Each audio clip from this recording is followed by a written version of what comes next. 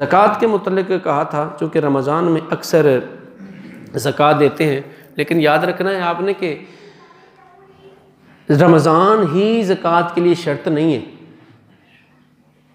रमज़ान ज़कात के लिए शर्त नहीं है कि रमज़ान ही में ज़कात देनी है, नहीं, बल्कि जिस महीने में कमरी साल चाँद के हिसाब से जिस महीने में आप साहिब निसाब हुए उसी महीने में ज़कात देना आप पर फ़र्ज़ है, और लेट भी नहीं कर सकते, उसी वक्त दे दीजिए।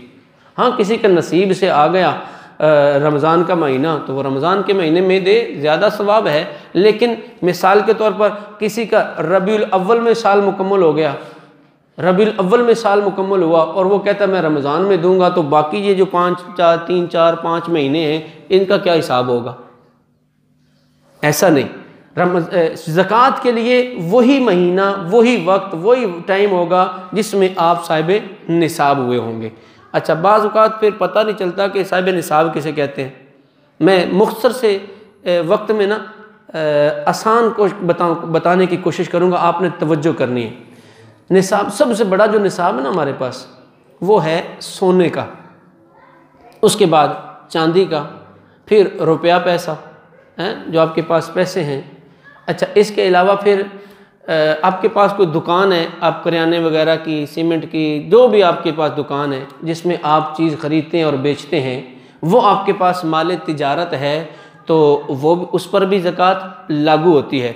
मैं एक दोस्त के पास गया ना, मैंने कहा कि ज़कात के लिए आया हूँ, चूँकि हमारे पास अल्हम्दुलिल्लाह दावत इस्लामी का एक बहुत बड़ा प्लेटफॉर्म है, 80 से ज़ायद शोबाजात हैं, और इसमें बड़े शोबे जो हैं वो मदरसतुल मदीना जिसमें बच्चे हिफ्ज़ करते हैं, कम बेश 2 लाख बच्चे हिफ्ज़ कर रहे हैं मदरसतुल मदीना में, 2 लाख बच्चों को हम हाफ़िज़ कुरान बना रहे हैं। इसी तरह हज़ारों बच्चे जो हैं वो आलिम दीन बन रहे हैं अल्हम्दुलिल्लाह। तो चूँकि हमारा ये ताल्लुक़ रहता है इस सिलसिले में ज़कात वगैरह कलेक्शन करने में, तो मैं गया उनके पास, मैंने कहा यार ज़कात आपकी पिछले साल बनी थी, कहते हैं इस दफ़ा नहीं बढ़ रही। तो मैंने कहा खैर हो, अल्लाह ताला करम फरमाए, मतलब कि क्राइसिस आ गए। कहते नहीं मेरे पास पैसे थे तो मैंने तो वो सामान डाल लिया दुकान में, सौदा ले आया हूँ दुकान का, अब मेरे पास पैसे हैं ही नहीं, तो ज़कात किस चीज़ की? तो मैंने कहा नहीं प्यारे भाई, अब चूँकि उसको इल्म नहीं था ना, मैंने कहा प्यारे भाई ऐसा नहीं है,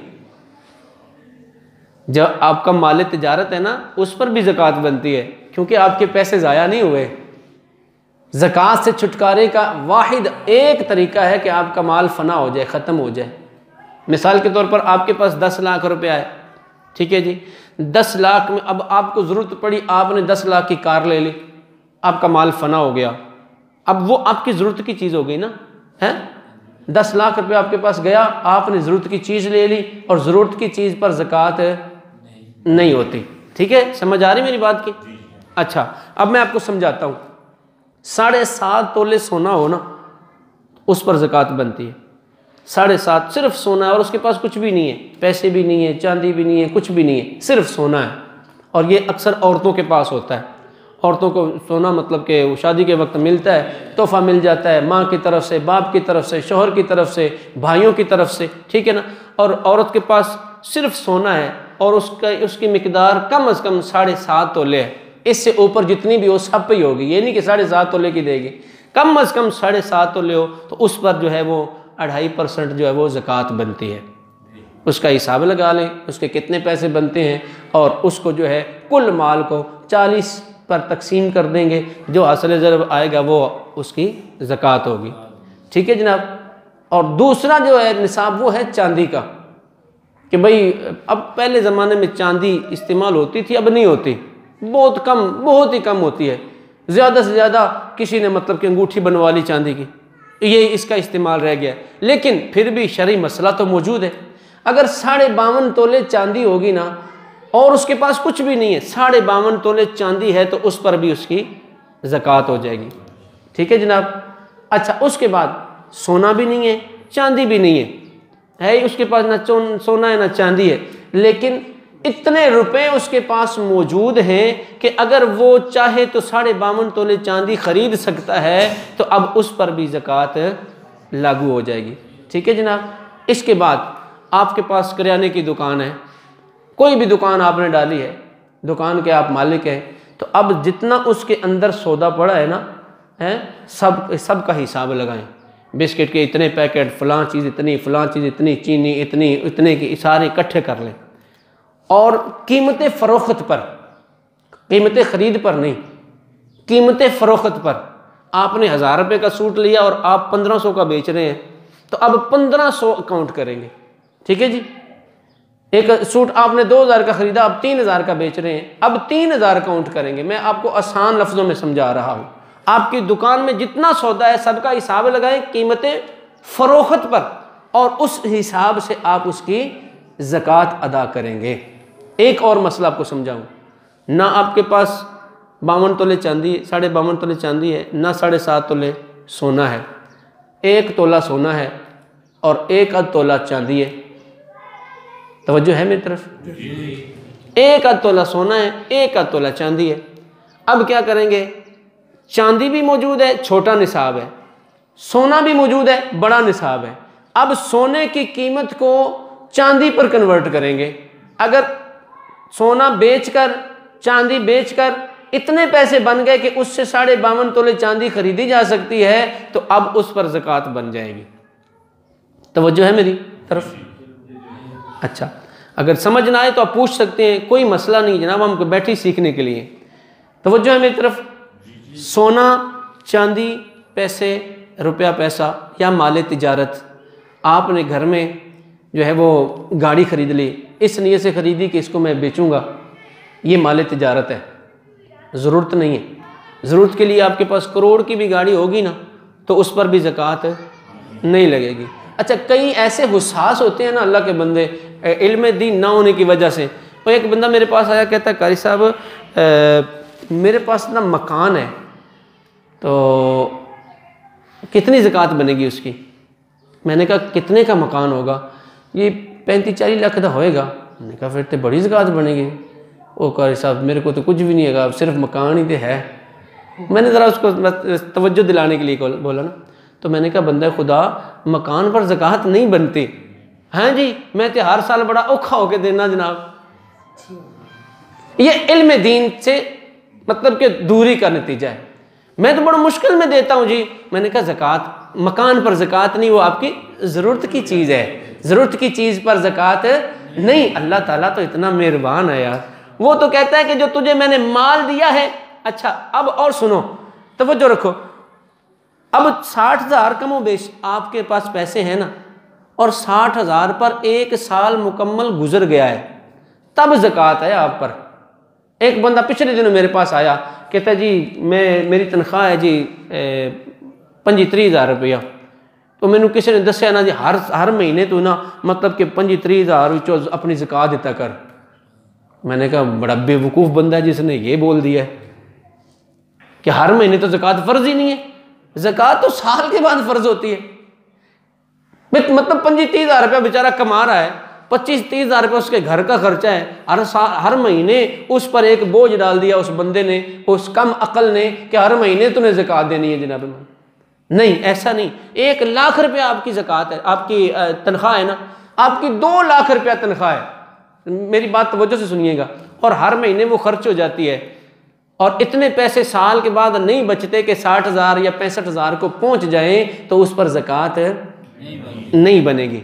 अब आपने मसला समझ लिया। सारे माल को इकट्ठा करें, आपने मालियत लगा ली, मेरी दुकान में इतना सामान है, इतने मेरी जेब में पैसे हैं, इतने बैंक में पड़े हुए हैं, इतने घरवाली को पकड़ाए हुए हैं, ठीक है जनाब, इतने फलां जगह पर पड़े होते हैं ना अपना निज़ाम, इतने की मैंने कमेटी डाली हुई है।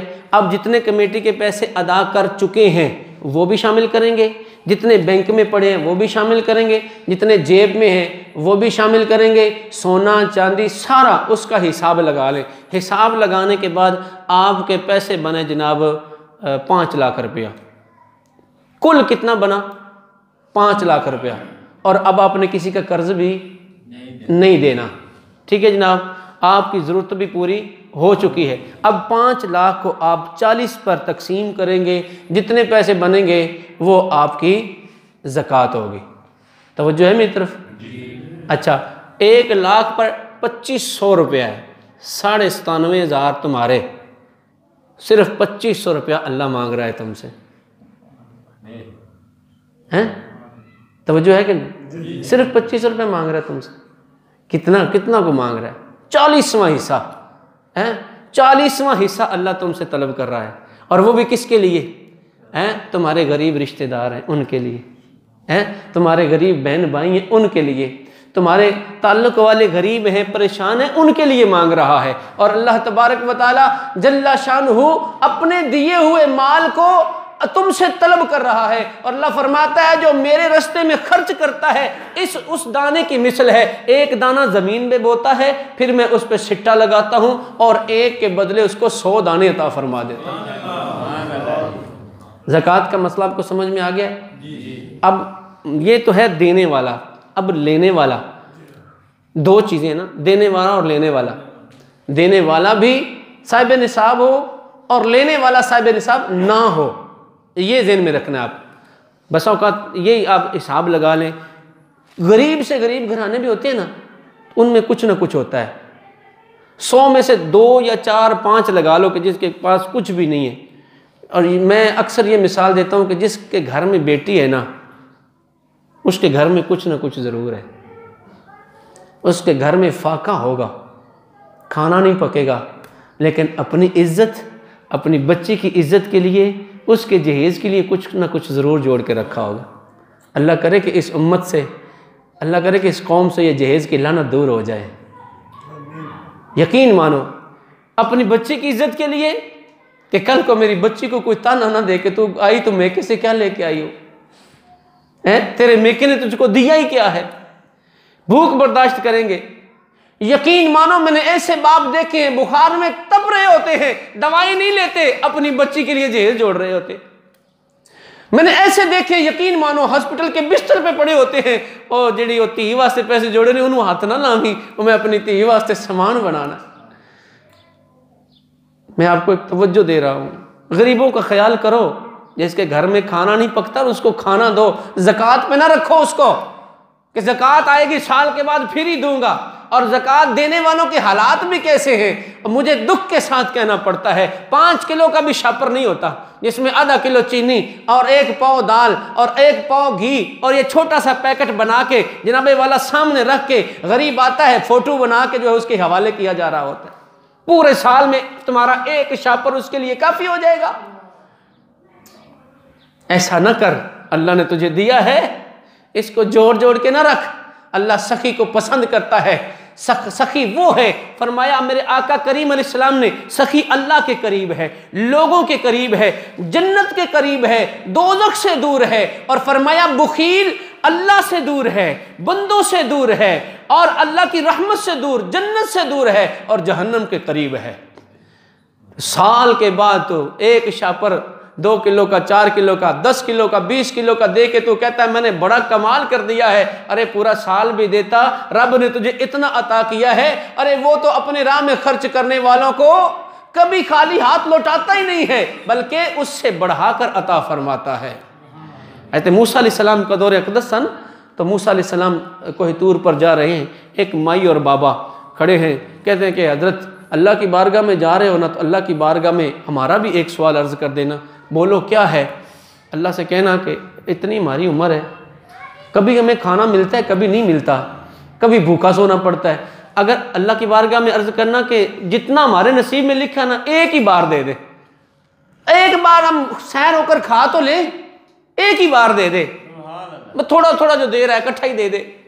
तो मूसा अलैहिस्सलाम ने जाके अर्ज़ कर दी। अल्लाह तबारक व तआला ने फरमाया, ए मूसा, मैंने उनका जो बनता था ना उनको दे दिया। वो कितना सा बना, वो समझ लो कि मैं एक मिसाल दे रहा हूँ, 1 तोड़ा बना 20 किलो का। ये तुम्हारे पूरी ज़िंदगी के लिए था, इतना तुम्हारे हिस्से में है। उन्होंने कहा कोई बात नहीं। उन्होंने क्या किया, उन्होंने उसको पकाया, पका के लंगर बनाया और गरीबों, मिस्कीनों, यतीमों को बुला लिया और उनको खिला दिया। सारे का सारा पका के खिला दिया। अगले दिन देखा ना, अल्लाह तबारक व तआला ने गैब से और मदद कर दी, उससे दुगना हो गया। पहले छोटी सी पतीली पकाई थी, अब पतीला आ गया। उसके बाद देग आ गई, लोग आ रहे हैं, खा रहे हैं। मूसा अलैहिस्सलाम वहां से गुजरे ना, तो देखा मेला लगा हुआ है। पता किया कि ये क्या माजरा है। कहा ये वो माई और बाबा हैं, आप बड़े हैरान हुए कि या अल्लाह, ये तो वही माई और बाबा है जिनको तूने कहा था कि इतना सा इनका है, इतना सा तूने दे दिया था। अब मैं क्या देखता हूं कि ये तो देगे चढ़ा रहे हैं, ये तो देगे पका रहे हैं, लोग आ रहे हैं, खा रहे हैं, ये भी खा रहे हैं। रब्बे कायनात जल्ला वाला ने इरशाद फरमाया, ऐ मेरे मूसा, ये मेरा बंदा बड़ा सियाना है, इसने मेरे से तिजारत की है, जो मैंने इसको दिया था ना, इसने मेरी राह में लौटा दिया। अब मैंने वादा कर रखा है कि मैं 1 के बदले 10, 10 के बदले 70, बल्कि 100 भी दूंगा। और वल्लाहु युदाइफु लिमन यशा, अल्लाह जिसके लिए चाहता है इससे भी बढ़ा देता है। ये मुझे कर्ज दे रहा है, मैं इसका कर्ज लौटा रहा हूं।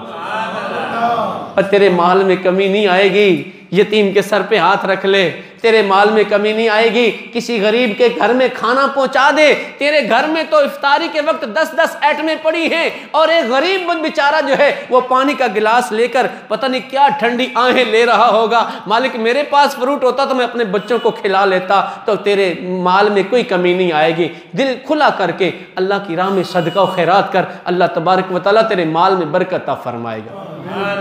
अब तवज्जो करें, जिसको ज़कात लगती है, ज़कात के लिए यतीम होना शर्त नहीं है। ज़कात लेने के लिए बेवा होना शर्त नहीं है, ज़हन में रखना है। जी बेवा है जी, इसकी चाहिए दो जी। बेवा ने पहले 5 लाख रुपया जोड़ के रखा हुआ, और जोड़ती हैं।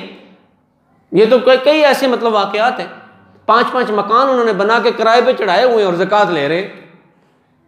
तो इसके लिए शर्त है शरीफ फ़कीर होना। शरीफ फ़कीर उसे कहते हैं कि जिसके पास इतने पैसे नहीं है कि वो 52.5 तोले चांदी खरीद सके। ठीक है जी। इसके बाद है मिस्कीन। मिस्कीन आला किस्म है, आला जगह है देने की।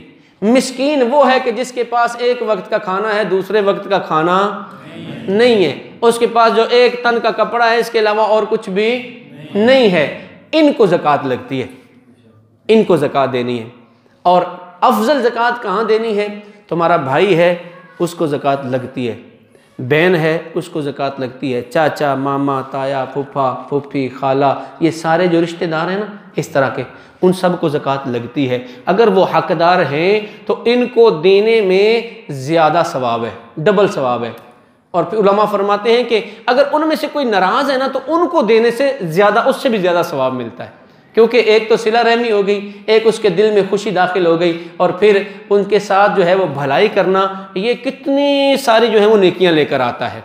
हाँ, बेटा बाप को नहीं दे सकता, बाप बेटे को, पोते को, यानी कि नीचे की तरफ और ऊपर की तरफ। इसी तरह माँ को, नानी को, ठीक है, नहीं दे सकता बंदा।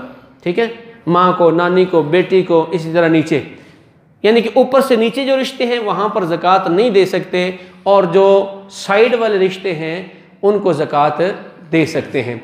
और बेहतरीन तरीका ये, अगर कोई ऐसा मतलब मुस्तहिक नज़र नहीं आता तो दावत इस्लामी आपके सामने है, 80 से ज़्यादा शोबाजात में अल्हम्दुलिल्लाह दीन मतीन की खिदमत कर रही है। उनको जो है अपनी ज़कात दें, इंशाअल्लाह ज़ाया नहीं होगी, सही जगह पर सही वक्त पर जो है वो ज़कात अदा हो जाएगी। इसके बाद एक और ज़कात है, उसे कहते हैं उशर। माशाअल्लाह आपके इर्दा गिर्द जो है वो खेत लहलहा रहे हैं, माशाअल्लाह गंदम पक के तैयार हो चुकी है या होने के करीब है। ठीक है, अल्लाह तबारक व तआला जल्ला शान इरशाद फरमाता है, व आतो हक़्क़हु यौम हसादी, और जब तुम्हारी फसल पक कर तैयार हो जाए तो फिर उसका हक अदा करो। और उलमा फरमाते हैं कि इससे मुराद ज़मीन का फसल का उशर देना है।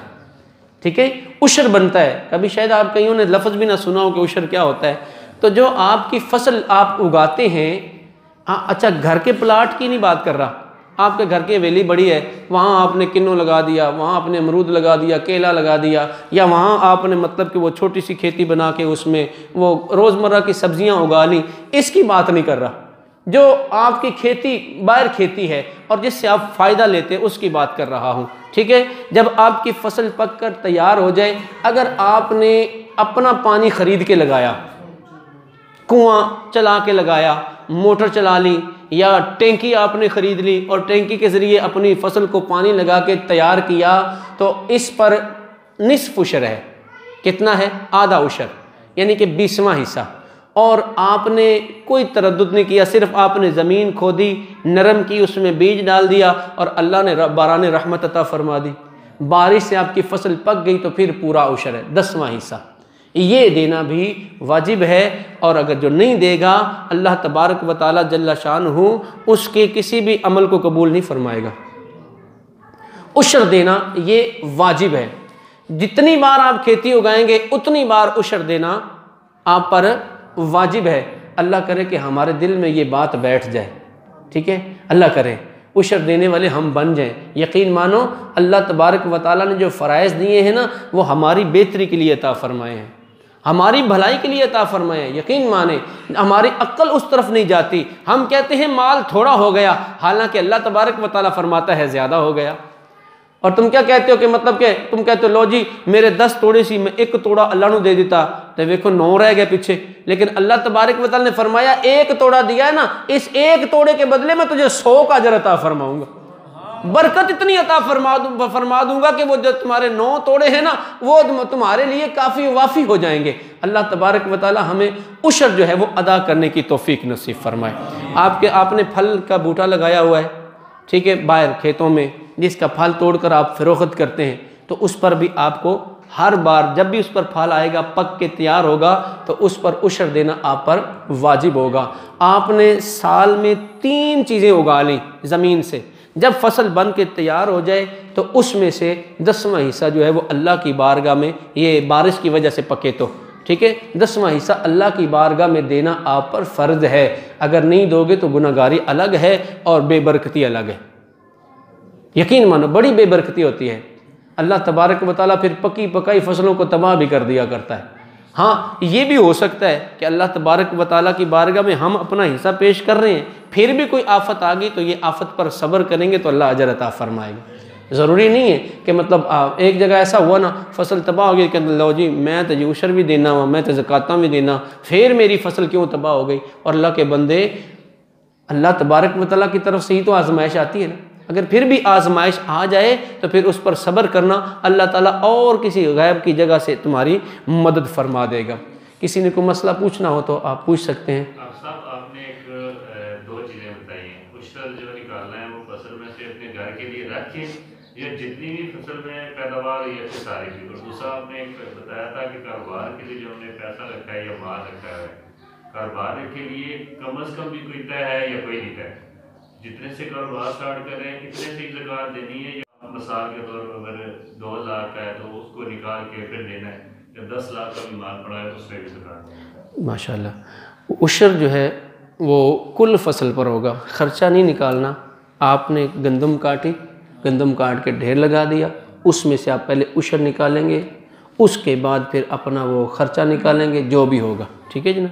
घर में खाएं बेचें जो भी करें, लेकिन कुल माल इकट्ठा करेंगे, उसमें से उशर अलग करेंगे और उसके बाद जो है उसका हिसाब किताब करेंगे। और दूसरा तो मैंने अर्ज़ कर दिया ना कि माल तिजारत जो है ना, आपके पास दुकान का सामान आपने 20,000 का ख़रीदा, ठीक है, अब बिकेगा वो कितने का, 30,000 का, तो अब 30,000 पर ज़कात होगी। मैं ये पूछ रहा हूँ कि कम अज़ कम बेटा है तो नहीं है कि 5,000 का माल है तो उस पर ही देना है। नहीं, मैं समझ, मैं समझ, मैंने ये गुजारिश की थी, कुल माल आप इकट्ठा करें, आपके पास पैसे भी हैं, नकद रुपये भी हैं, आपके पास चांदी की अंगूठी भी है, आधा तोला आपके पास सोना भी है, सारे को इकट्ठा करेंगे।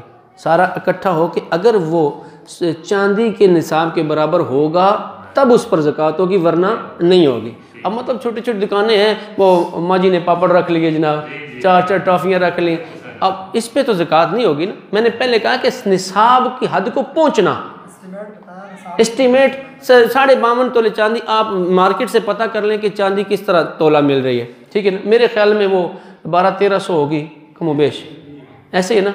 उसको आप 52.5 से ज़रब दे लें, कितने पैसे बनते हैं, वो 60,000 रुपया बनता है। अगर इतना हो जाए तो फिर उस पर ज़कात होगी, वरना उस पर ज़कात नहीं। और ज़कात भी उस सूरत में फिर होगी कि साल भी गुजरे और फिर कर्ज़ वगैरह भी ना हो।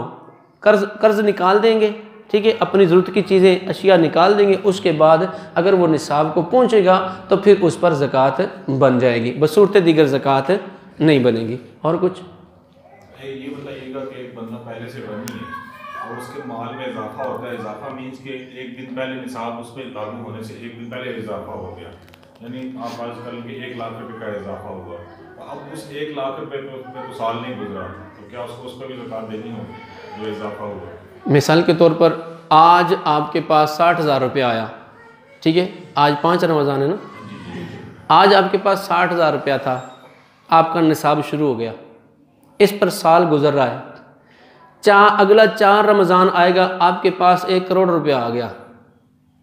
60,000 निसाब तो पहले निसाब के तो मालिक थे ना, अब ये इसमें शामिल हो जाएगा और कुल की ज़कात देनी पड़ेगी। ये नहीं कहेंगे कि लो जी पहले बस 60,000 दी मैं देंगा, इन्हें तुझे साल नहीं गुजरिया, तो वो चूँकि आपके पास उसका एसेट पहले मौजूद था, निसाब के पहले मालिक थे, अब उसमें और शामिल हुआ तो टोटली की ज़कात देनी होगी। ये नहीं होगा कि मतलब कि आज मेरे पास 5 लाख आया तो 5 लाख की मैं ज़कात नहीं देता, ऐसा नहीं है, टोटली की ज़कात देनी पड़ेगी। और बताइएगा कि हमारी मौजूदा ये सूरत हाल होगी, मौसम देखा जाता है कि यार ये तो गरीब है, जैसे आपने बेवा का जिक्र किया, तो सिंपल अल्फाज में ये बता दीजिए कि एक बेवा के पास अगर 1 तोले सोना, जैसे आपने फरमाया के साथ थोड़ी मिकदार चांदी की है और वो 52.5 तोले चांदी की मिकदार के बराबर मालिक बन जाती, जैसे मौजूदा सोने को देखें तो लाख रुपए का सोना है, यानी 52.5 तोले चांदी हो गई और साथ उसकी जेब में कुछ पैसे हैं, चाहे 1,000 रुपये भी है, तो क्या ये शरीफ फकीर की उसमें आएगी? मैंने पहले अर्ज़ किया कि बेवा या यतीम होना शर्त नहीं, बल्कि उसका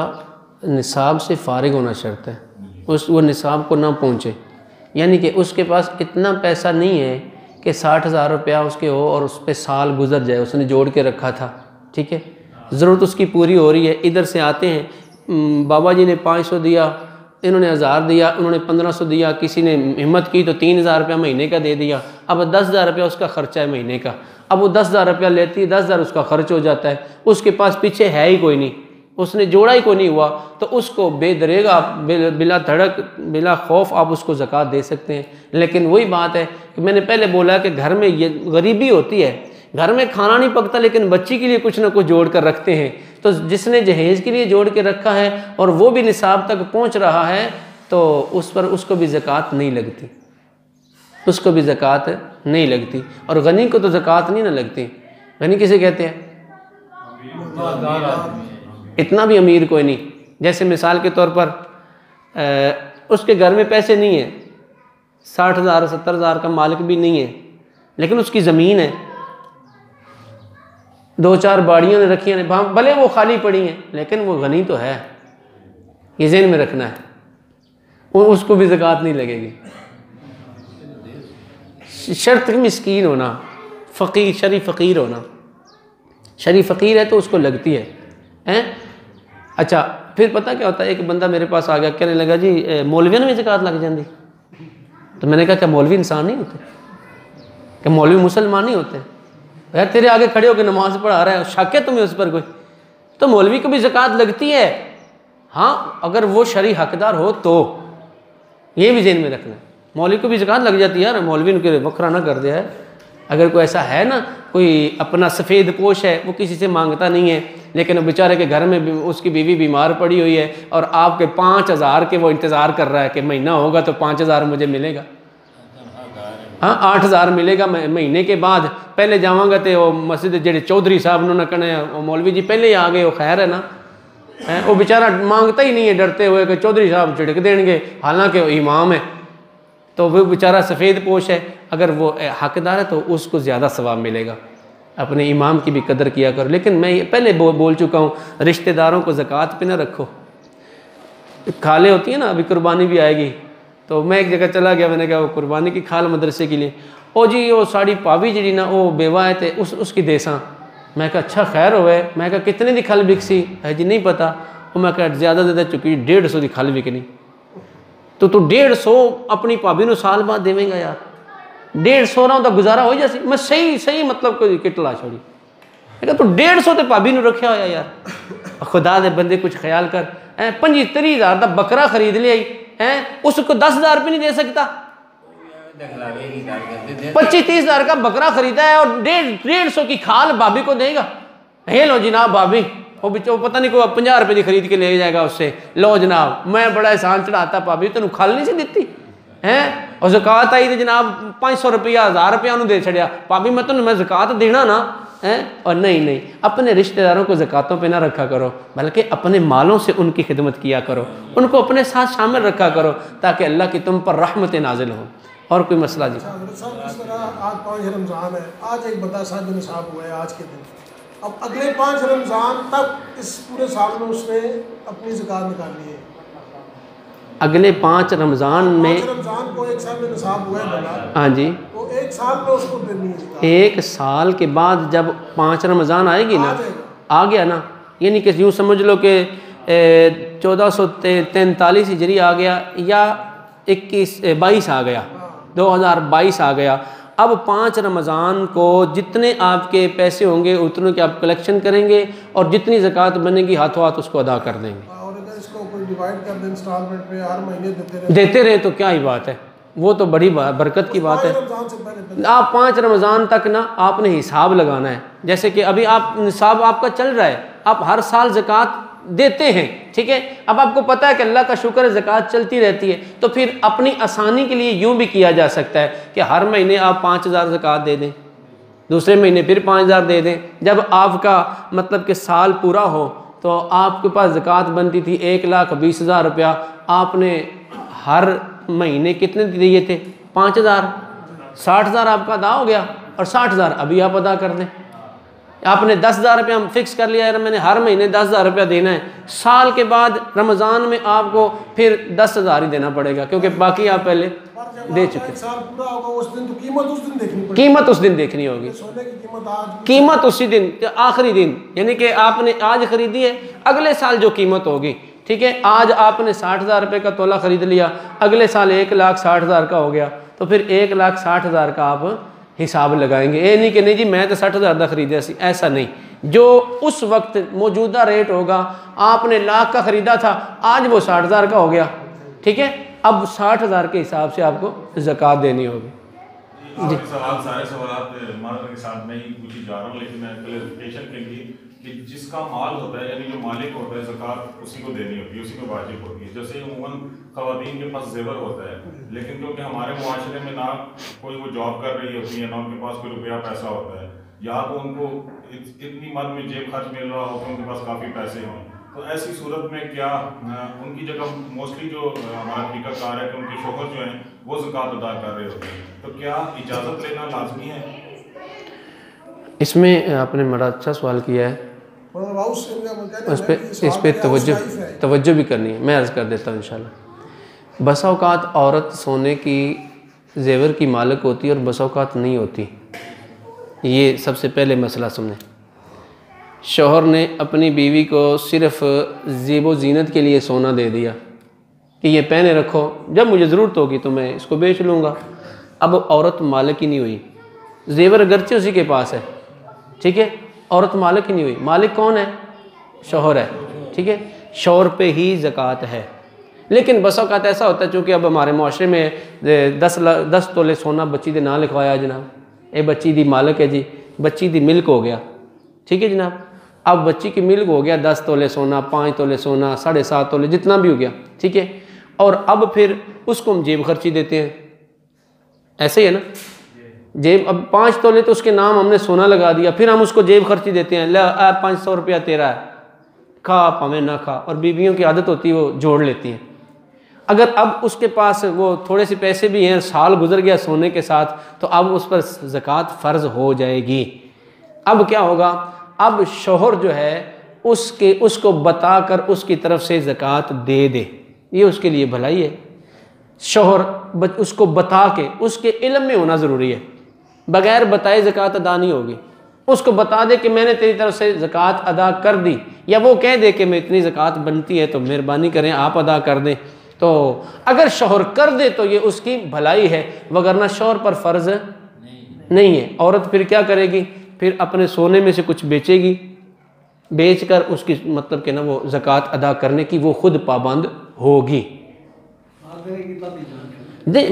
जान छूटनी तो क्या होती है, जब देगी तो अल्लाह की बारगाह में मकबूल हो जाएगी। हम वो ऐसा लफ्ज़ बोलते हैं, जान न छूटे।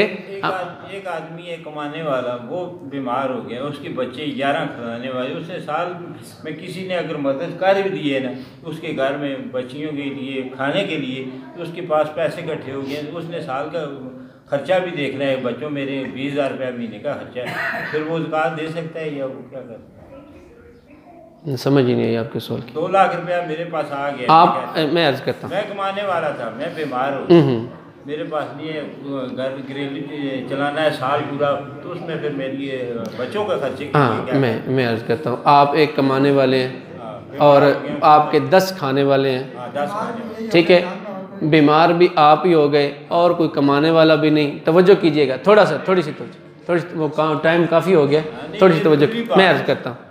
अच्छा, अब इतने पैसे इन्होंने अपनी नौकरी में अपनी तनख्वाह में काट के संभाल के 60,000 रुपया रखा हुआ था, ठीक है, 60,000 रुपये इनकी जेब इनके अकाउंट में पड़ा था, जेब में पड़ा था, घर के ट्रंक में पड़ा था, जहाँ भी पड़ा था, 60,000 रुपया है, ठीक है।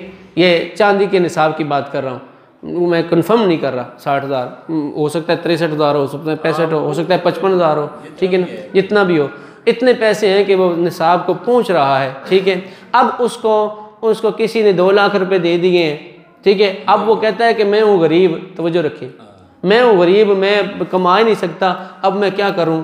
तो 2 लाख में कितने हज़ार बनते हैं ज़कात के? 5,000। अल्लाह की राह में 5,000 देने पड़ेंगे, अल्लाह उसकी बरकत फरमाएगा, देने पड़ेंगे, ठीक है। कुछ भी नहीं होता। हाँ ये है आपके पास कुछ भी नहीं था, तवज्जो रखिए, फिर वही बात करूं, आपकी तवज्जो हट जाती है, पैसों पे रहती है, साल पे नहीं रहती। अभी आपके पास पैसे, अभी किसी ने आपको 5 लाख रुपए दे दिया, अब आप सोच रहे हैं कि वो रमज़ान है तो ज़कात भी देनी है, तो भाई आप पे ज़कात फ़र्ज़ ही नहीं हुई। अब पूरा साल उसको इस्तेमाल करते रहे, अगले साल जब रमज़ान शरीफ तशरीफ़ लाएगा, अल्लाह आपको सेहत भी दे, तंदुरुस्ती भी दे, अगला साल फिर देखना नसीब करे, फिर आप हिसाब लगा लें कि 2 लाख में से कितना बचा है। अगर 60-70 हज़ार बच रहा है उसकी ज़कात दे दें, नहीं बच रहा तो अल्लाह खैर या अल्लाह। तवज्जो आ गई, समझ आ गई। बीमार के लिए भी शर्त नहीं, बीमार होना भी शर्त नहीं है कि बीमार है तो उन ज़कात ख़त्म होगी, नहीं, ज़कात तो माल पे है ना, माल मौजूद है तो ज़कात देनी पड़ेगी। अल्लाह तबारक व तआला अमल की तौफीक नसीब।